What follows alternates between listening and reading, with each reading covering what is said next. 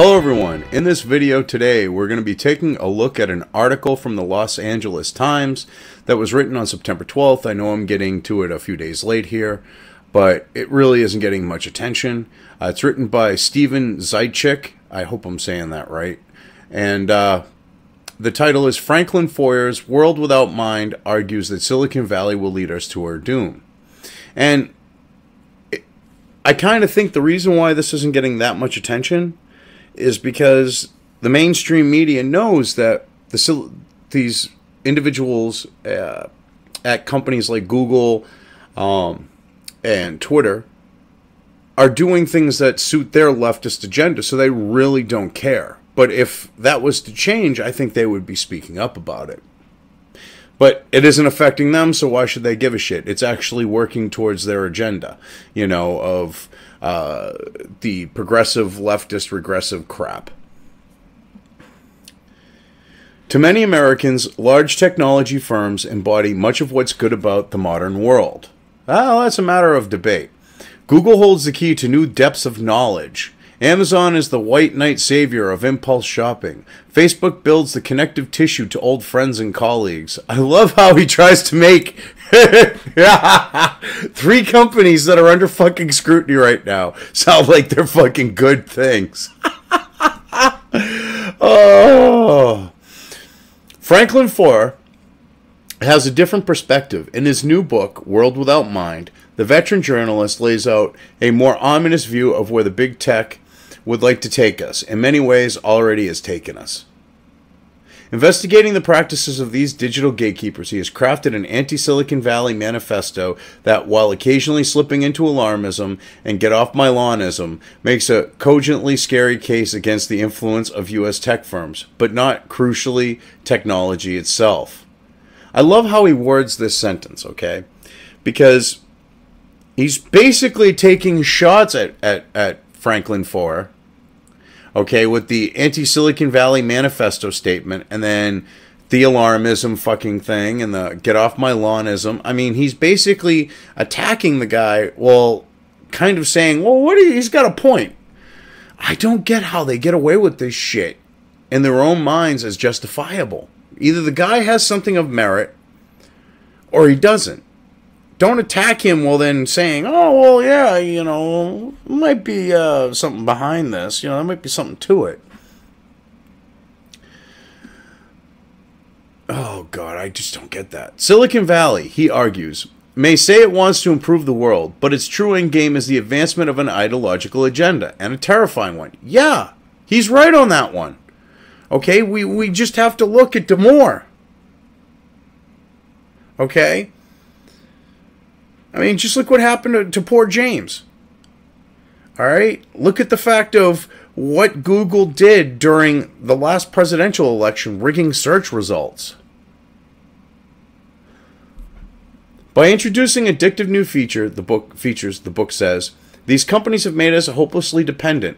Once hooked, consumers are robbed of choice, milked for profit, deprived of privacy, and made the subject of stealth social engineering experiments. We are, Foer writes, the screws and rivets of their grand design. Exactly. See, the thing is there's a lot of reasons to what they're trying. There's a lot of things behind their end game, I should say. That would actually be more appropriate. And one of those things is to get us more addicted to technology so that they can spoon feed us and even force feed us the stuff that they want us to be indoctrinated in, okay? Or steer us away from the stuff that they don't want us to know about or find information on. When you have them fucking with trending, say on YouTube, like they are, that's an example of it. The same with Twitter and trending. So there's a lot more to it than just that. Those sound like some grandiose claims. Foer supports them to a point. No, I think he supports them pretty damn well. I would take, or at least I would surmise or guess. The author previously wrote another globalist study through a particular lens. The entertaining and insightful sport Sports Social History, How Soccer Explains the World. He also served as editor of a revamped Until It Wasn't New Republic. So he did a study on globalism and used soccer as part of it, and you're trying to use that to attack him, it sounds like? Considering FIFA has some globalists involved in it, yeah, it's not too far-fetched there, buddy. It was the latter experience that fuels this book, and clearly, Foer's pessimism. Oh, come on. Bullshit. The prestigious New Republic was bought in 2012 by Facebook co-founder Chris Hughes, who hired Foer in a fit of shared rosy thinking about long-form journalism. But Hughes would, a few years later, come to embrace Silicon Valley's principles of efficiency and data, a pivot that ultimately drove out Foer and many longtime writers, that opened up the author's eyes. Yeah, it opened up his eyes. He gets a clue. He saw from the inside. These firms have a program to make the world less private, less individual, less creative, less human. Of course they do. They're run by the globalists. They want these companies to do what governments can't do because we're willing to let them do it. So what we're willing to do is allow them to spy on us and to collect data. And it's disgusting that we have gotten to the point where we just go, okay, and we literally hand over our personal lives to these fucking sociopathic sycophants. We need to take back our privacy. We need to take back our personal lives. We need to stop doing the shit that they want us to do, like talking about our personal lives on Facebook. Okay? Facebook alone has so much information on people, it's not even funny. If you want to get a good job, don't have a Facebook profile is the way I look at it. Because anything can come back to bite you in the ass, and you're usually stupid enough to put those types of things on something like Facebook.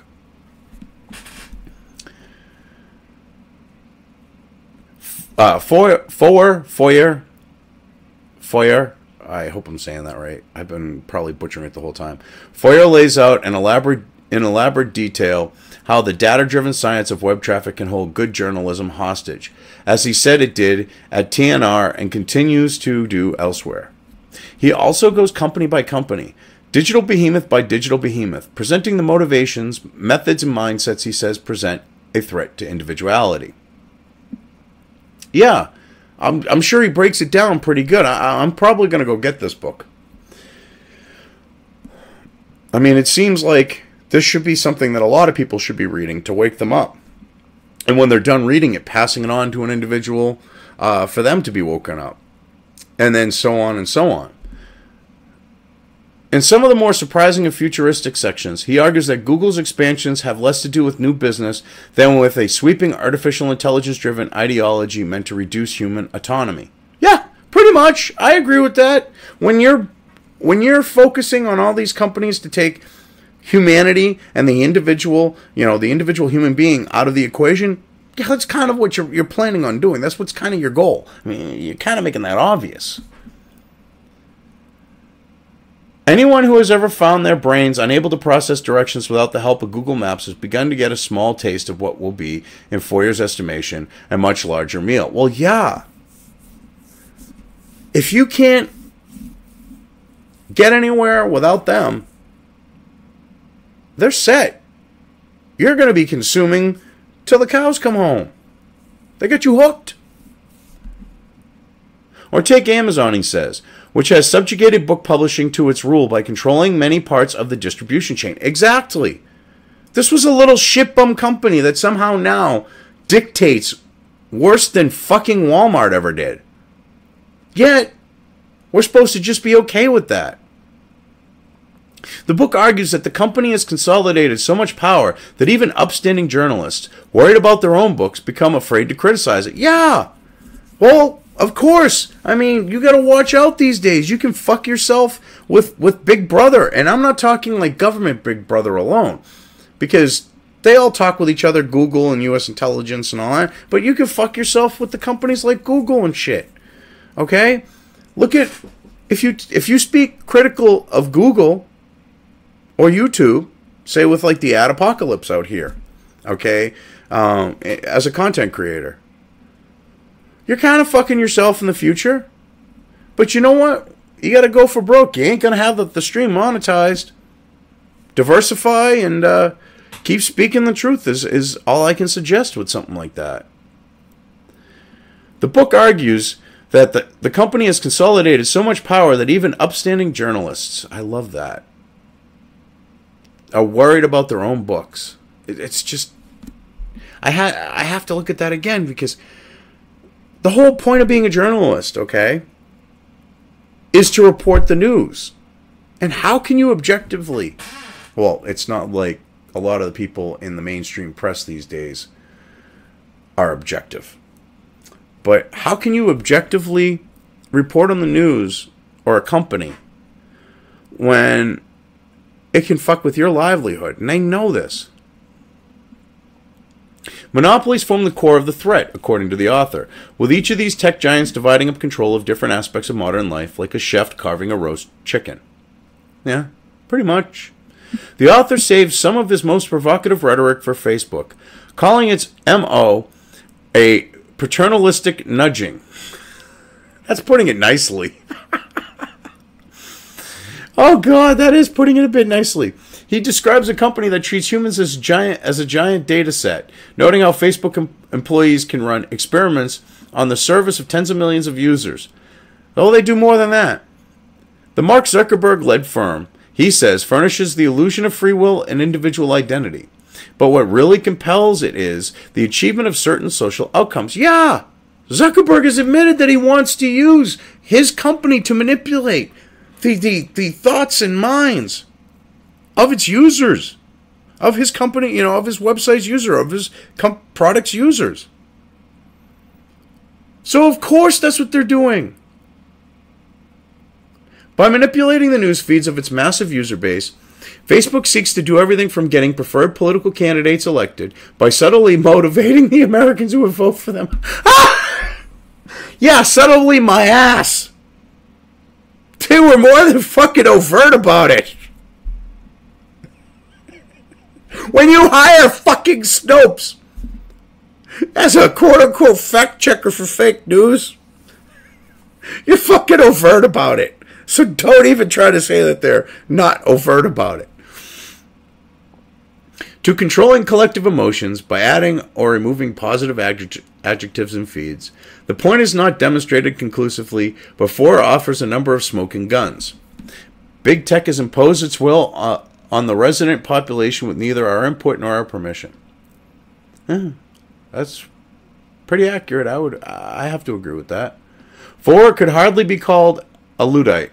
He admits purchasing and owning a myriad of digital devices over the years and readily acknowledges the improvements they've afforded. But such conveniences mask a dirtier agenda, he argues. It's chilling to hear co-founder Larry Page contemplate how Google will someday employ more than 1 million people. That's fucking scary. That is so fucking scary. That's like bragging about being a fucking monopoly. Yet, they say that and no one bats an eye. Foer writes as he describes the company's efforts to blend humans with machines and dilute the human will. That's not just a boast about dominating an industry where he faces no true rivals. It's a boast about something far vaster, a statement of Google's intent to impose its values and theological convictions on the world. Exactly. When you have them doing what they're doing right now, and they're pushing the leftist social justice crap that they are by trying to silence anyone who's right of Marx, okay, on all of their platforms that are part of the alphabet umbrella. That's pretty fucking clear. Or as Foer says, all of the company's efforts to decode people like a string of data. They have built their empires by pulverizing privacy. They will further ensconce themselves by pushing boundaries, by taking even more invasive steps that build toward an even more complete portrait of us. Exactly. This guy is dead on. I suggest you go out and get Foer's book. from the sound of this. I mean, even with this guy at the LA Times writing an article, it still gives you good insight to what this guy is talking about. In its march to Wall Street and pop culture dominance, big tech has certainly had its prophets of doom. The "you are not a gadgetism" of Jaron Lanier, to take one example, but it has really had one like Foer, as much journalist and historian as social critic, who dived into the world of researcher and emerged a partisan. Foer draws on numerous historical tech innovations, from Descartes' automatons to Western Union's cozy relationship with the Associated Press, to offer the early templates for modern big tech practices. The narrative also traces its roots of technological innovation in Northern California, particularly 1960 prophet Stuart Brand, who long before Steve Jobs was planting the hippie seeds from which all of this has sprung. It is here, he asserts, that the countercultural ideals of improvement would begin morphing into the egoism of these were the people who should best decide how to enact them. Well, it sounds to me like he sowed the seeds of the whole Marxist thing, because they are fucking Marxist. It's kind of funny, because in their ideology, at least when it comes to us, as they see it, unwashed masses, and that they were instilled by unwashed hippies. Gotta love it. But they look at us unwashed masses, and they want us under a Marxist, communist style of system. Well, they're above that, because they're the special class. And they want to use that ability to have us under their thumb like that to exploit us for everything we're worth, and then some. And it seems to me like he's got a pretty good clue on this one for you. Foer also has a knack for finding the aptly revealing quote from a Silicon Valley executive: "This is a book interested in petard hoisting."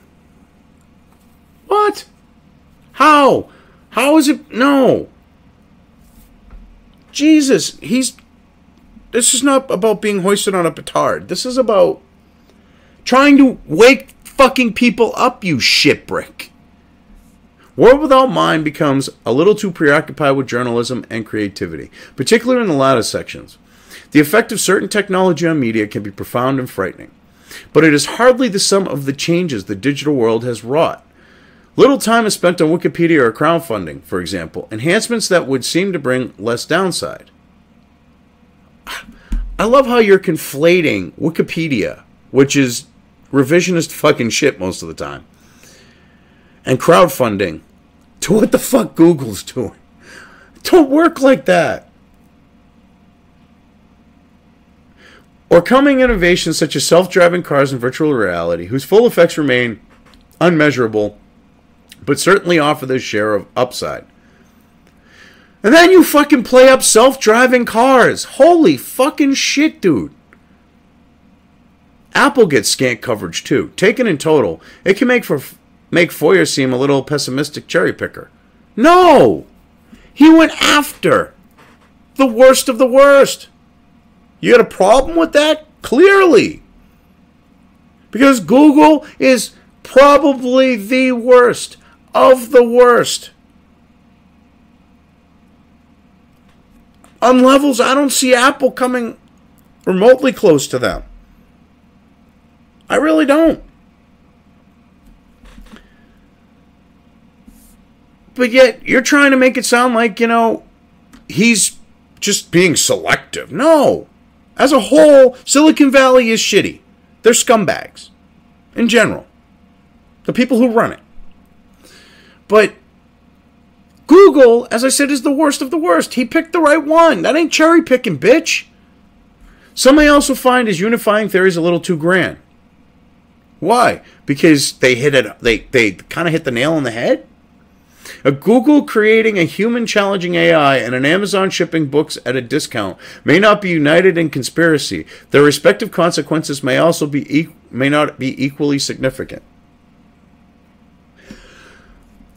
Here you are trying to misrepresent what he's representing. And just from the way you're talking, I can tell this without even reading his book. He's trying to show a trend of how these people in Silicon Valley look at things and how they treat the masses and the environment. And I'm not talking like environment like weather, like, you know, grass. And I'm talking the environment of the culture and environment of the economy and those type of environmental factors. And they play them to their advantage. Okay?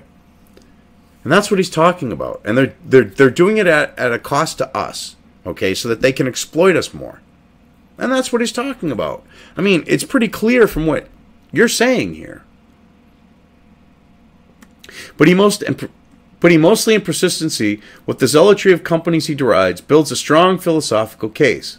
I think he kind of builds an actual physical, like, evidence type of case, but yeah, okay. Like an occupying power dividing up territory, he asserts, big tech has imposed its will on the resident population with neither our input nor our permission. These firms have a program to make the world less private, less individual, less creative, less human. Yeah, and to exploit us and to take advantage of every little advantage they can, whether it's information from us to sell or to use it to their advantage in some other way. Are these companies merely the latest wave of capitalist enterprises, slightly drunk on power, yet not fundamentally that differ from many of their non-tech counterparts? Or is this combination of vast wealth, ambition, know-how, and ideological certitude and an insidious force capable, with our love and permission, of bending us to their will? Foer makes his position clear. Readers may be less certain, but they're certainly left with a lot to fear. I love this one. You could say it, man. They're bending us over and fucking us, and we're loving it, and they're an insidious force while doing it. I see it that way, and so don't a lot of other people.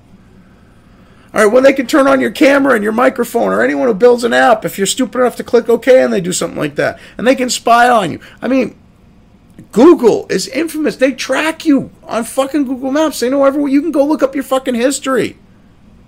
That's fucking insidious. Okay?